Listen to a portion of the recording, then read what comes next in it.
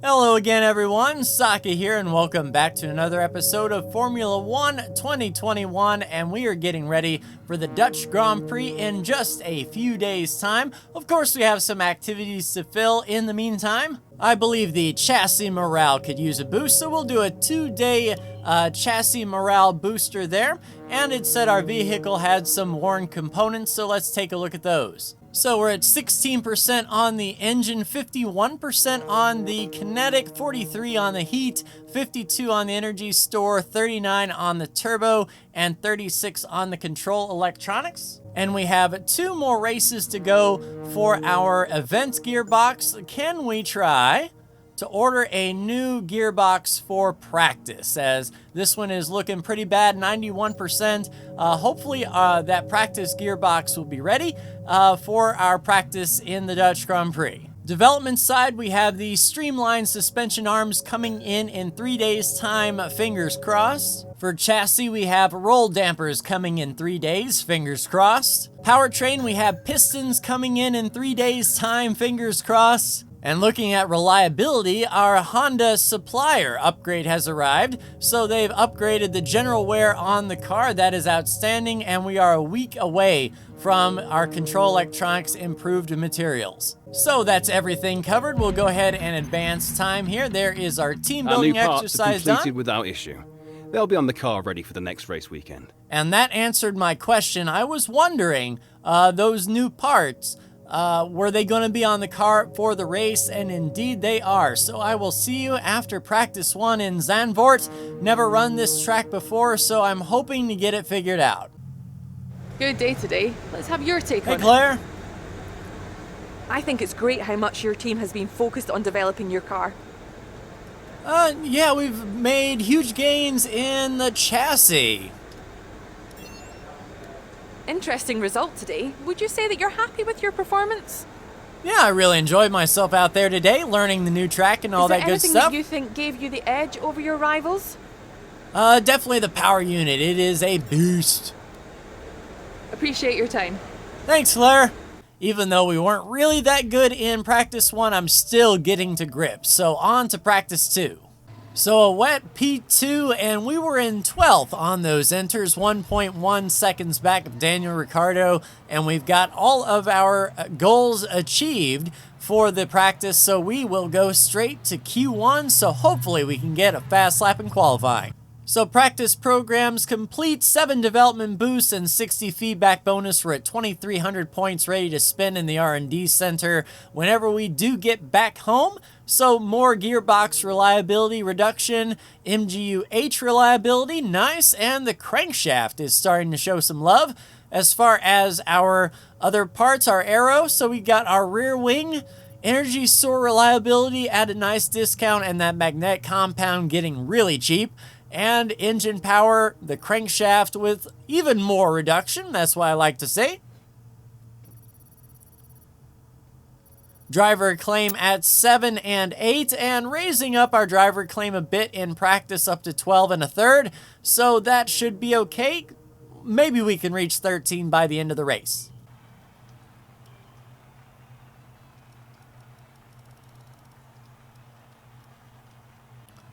So at the end of qualifying 2, we missed out on Q3 by 0.0, what is that, 5 seconds? Man, that's a kick in the nuts. But we have outqualified Esteban, which is all well and good, and we are going to set up well for the race. So let's see what we can do in the Dutch Grand Prix. So there we go, rivalry breakdown, completed qualifying and got the position.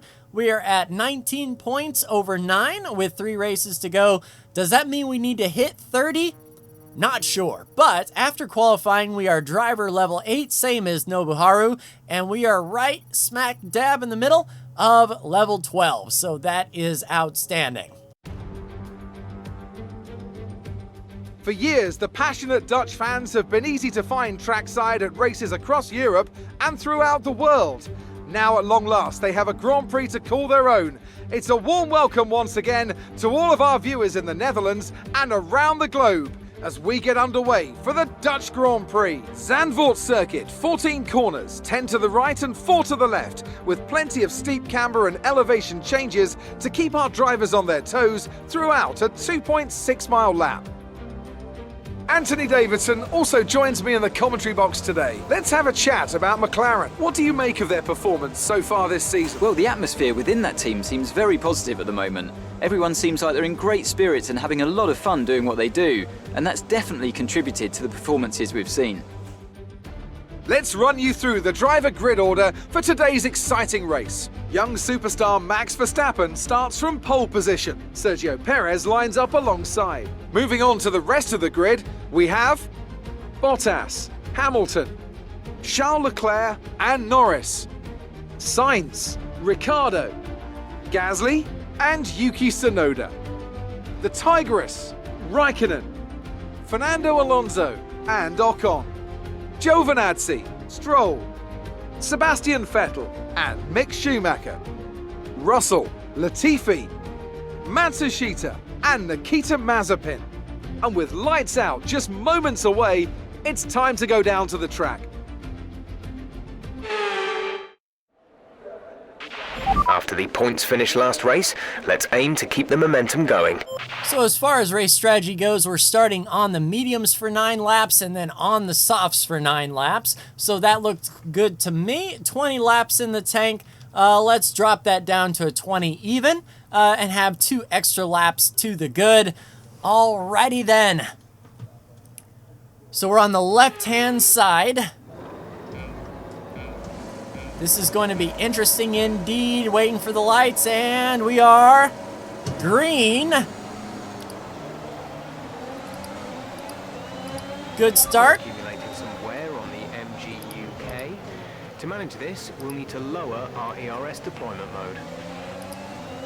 All right, that's fine, I suppose.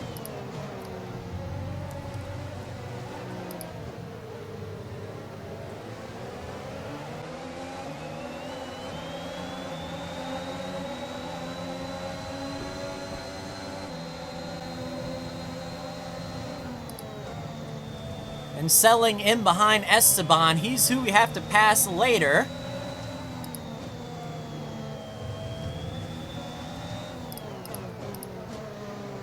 Trying to get everything I can out of these medium tires.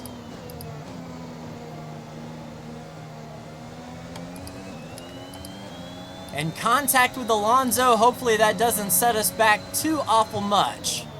End of lap 1, we have quite the gap on the car behind.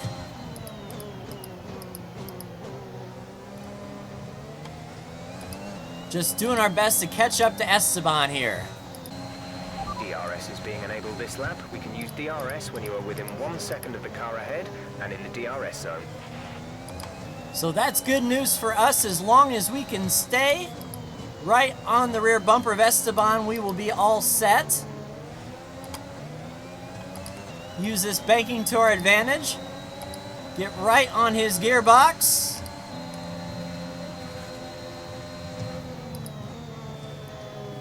DRS is open, full send on Esteban here.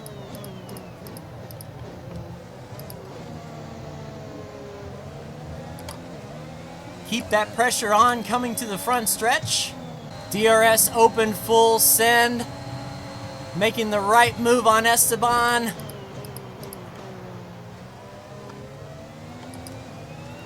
And get him going into turn number 1. Starting lap 6 behind Yuki. Should be getting close to the pit window. All right, starting lap 9. Box, we're coming in this lap. And pitting this time for soft, so hopefully when we come out we can do some good work. All right, coming in this time. Carry a lot of speed and on the binders. Nice. I think that's about as good as we could have got on pit road. Sliding the tires doesn't matter. Let's get on our softs here. Clutch in. Release. Look after these tires now. We want to finish the race on this compound. All right, let us get back up to speed here and see what kind of tires we got. Starting lap 11, passing some folks on pit road. Nobuharu is in the pits. Nobuharu in the pits. So looks like we cycled through to 11th. Yellow flag is out here.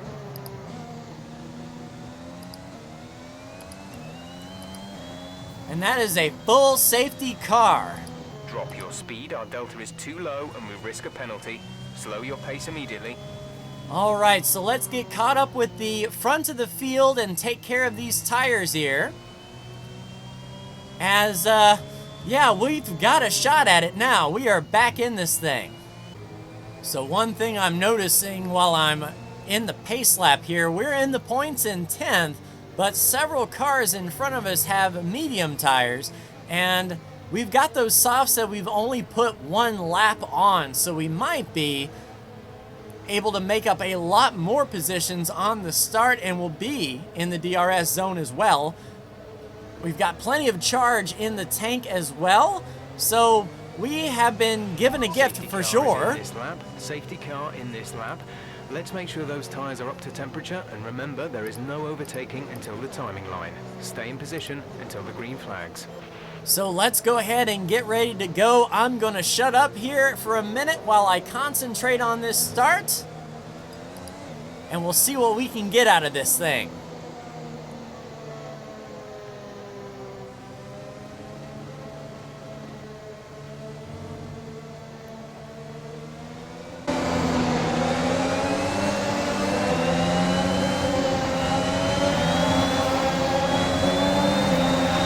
Green flag. Green flag. We're racing again.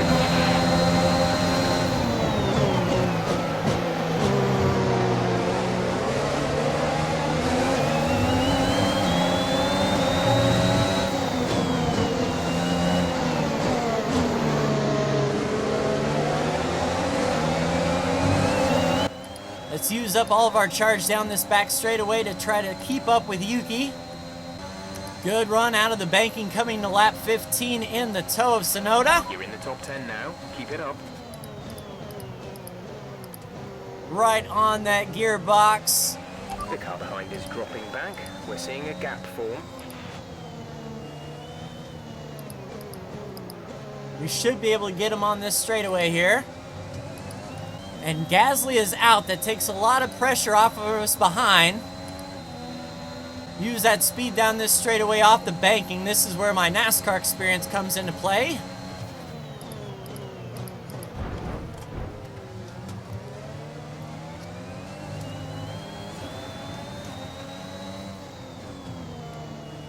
Coming to 2 to go. Trying to get everything we can get out of it to catch Ricardo. And Sergio Perez is your winner. Let's come across the line in 8th place. So another good points finish for us today. I really like that track, but we need a little bit better car to be faster, I think. Victory for the team from Milton Keynes then, after a quality performance. Anthony, tell me, what was it that helped them achieve this success? Well, they played the safety car to absolute perfection. There are so many factors to worry about once the race is neutralised. I mean, do you pit for fresh rubber? Do you have the space behind you? How much fuel can you save? If you answer all of those questions correctly, you'll have a good chance. And that's exactly what happened today. Red Bull put up an outstanding fight for the front position today, and it's great to see it paid off for them. They do so much for the sport that you can't help but be delighted by today's race win. So Sergio Perez on the top step, Max Verstappen, the native, in 2nd, and in 3rd, Lewis Hamilton. And I believe we saw Bottas have a DNF today. We'll have to look at that replay and see exactly what happened to Valtteri. So Nobuharu made it up 2 spots to 19th. It was Pierre Gasly who had the DNF. We come across the line in 8th from 11th spot. Let's take a look at the driver's standings here. We are in 10th, and we actually passed up Sebastian Vettel by 1, so we're in the top 10 in driver standings. Looking at constructors, we are just 3 points behind Aston Martin now to move up into 6th with a solid run over Alpine. Let's take a look at old Gasly.